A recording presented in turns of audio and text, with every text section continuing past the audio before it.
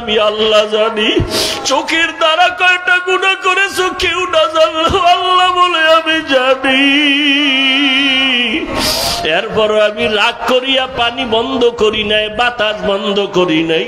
তোর অন্যায় দেখার পরও আমি তোরে ঘুমের ঘরে পারতাম মেরে ফেলতে, মারি নাই। আমি আল্লাহ তোরে বাঁচাইয়া রাখছি, কারণ আমি আল্লাহ চাই না তুই গুনাহ নিয়ে কবরে যাবি। আমি আল্লাহ চাই তুই তওবা কর, ফিরিয়া আয়। কারণ তওবা না করিয়া গুনাহ অবস্থায় যদি কবরে যাও, আমি মাওলা জানি দুনিয়াতে তুই সূর্যের গরম সইতে পারো না। আমি মাওলা জানি দুনিয়াতে মশার কামড় তুই সইতে পারো না, তুই দুর্বল, একটা বেতের বাড়ি সইতে পারো না। গুনাহ নিয়ে যদি কবরে পড়িয়া যাও, আমার গুনাহগারের শাস্তি কিন্তু মোটেও দেওয়া কম হবে না। গুনাহ নিয়ে যদি তওবার জন্য আমি মাওলা তোর হায়াতটা এখনো বাঁচায় রাখছি, আমি মাওলা তোরে ওয়াজের প্যান্ডেল পর্যন্ত পৌঁছাইয়া দিয়েছি, বয়ান শোনার মতো ব্যবস্থা করে দিয়েছি। এখনো ফিরিয়া আয়, তওবা কর, গুনাহ নিয়ে জাহান্নামী হয়ে কবরে যাস না। যদি গাদ্দারি করিয়া গুনাহ নিয়ে কবরের বিছানায় যাও, ওই কবর কিন্তু বাতি নাই, সাথী নাই, মাটি আর অন্ধকার। ওই কবরে যখন তুই যাবি, ওই কবরে তোর মা বাবা নেতা নেত্রী কেউ যাবে না, আপনজন কেউ যাবে না।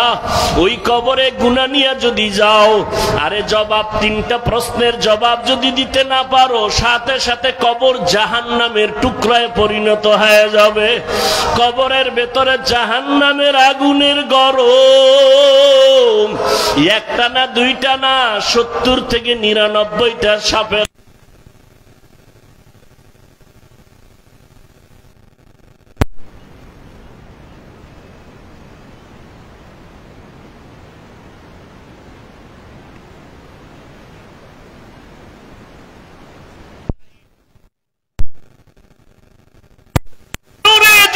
চাপ দাও, এমন জোরে কবরের মাটি চাপ দিবে, পাজরের হাড়গুলো চুরমার হয়ে যাবে। ও যুবক বাবারা, পাও দুইটা ধইরা বলি, চোখের বাড়ি ছেড়ে আল্লাহকে ডাক দাও। ও আসমানের মালিক, জমিনের মালিক, ও দয়ার আল্লাহ, আমরা গুনাহগার হইয়া প্যান্ডেলে ঢুকছি, গুনাহ নিয়ে বাড়ি যাইতে চাই না, গুনাহগার হইয়া কবরে যেতে চাই না রে মালিক। ওই কবরের দুই পার্শ্বের মাটির চাপ সইতে পারবো না রে আল্লাহ। ও পর্দার আড়ালের মা বোনেরা, আপনার মতো কত মা বোন মোবাইলে সময় নষ্ট করে না, নামাজ ছাড়ে না, বেপর্দায় চলে না, স্বামীর মাল হেফাজত করে। ও মা বোনের, আপনারা কেন পারবেন না? এখনো সময় আছে, তওবা করে 2 ফোঁটা চোখের পানি ছাড়িয়ে আল্লাহকে ডাকেন।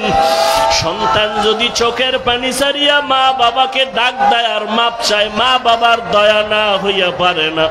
ছাত্র যদি কান্না করে ওস্তাদের কাছে ক্ষমা চায়, ওস্তাদ মায়া না করিয়া পারে না। ও আল্লাহর বান্দারা, ওই মা বাবার থেকে, শিক্ষকের থেকে আমার মাওলার মায়া কি কম? ওরে 2 ফোঁটা চোখের পানি যদি ছাড়িয়া দিয়া ডাক দাও, আল্লাহ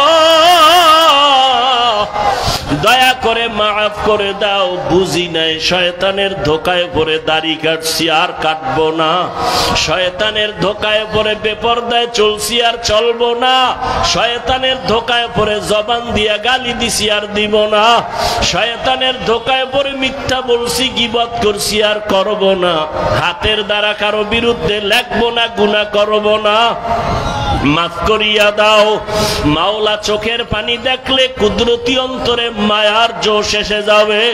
ওরে চোখে যদি পানি না আসে, মনে করিও আমার মাওলা গুনার কারণে বেজার, গুনার কারণে দিলটা পাথর।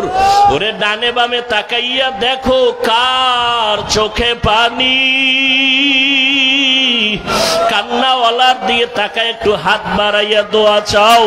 ও কান্নাওয়ালা ভাই একটু দোয়া করেন। আমাদের কপাল খারাপ, চোখে পানি নাই, গুনার কারণে আল্লাহ বেজার হয়ে গেল। ও আল্লাহর বান্দারা, খাঁটি মনে তওবা করো, আর নামাজ ছাড়বা না, দাড়ি কাটবা না, বেপরদায় চলবা না, মা বাবাকে কষ্ট দিবা না, ওলামায়ে কেরামের বিরুদ্ধে যাবা না, নবীর তরিকা মানিয়া চলবা। আল্লাহর কাছে কাঁদো আর বলো, আল্লাহ তওবাওয়ালা জিন্দেগি দান করেন। আয় আল্লাহ, গুনাহের প্রতি ঘৃণা জমায়া দেন। ও আল্লাহ, কুদরতের নজর দিয়ে একটু মাঠের দিকে তাকাইয়া দেখেন, আপনার গোলামেরা কি চায় আমি জানি না, আপনি ভালো জানেন। একজনকেও খালি হাতে ফিরাইয়া দিয়েন না রে আল্লাহ। হেদায়াতের আলো দিয়া সিনাটা কবুল করে নেন, ওলামায়ে কেরামের বন্ধু বানায় দেন। আয় আল্লাহ, ময়দানকে আপনি কবুল করে নেন, আহলে সুন্নাত ওয়াল জামাতের ব্যানার হেদায়াতের জরিয়া বানায় দেন।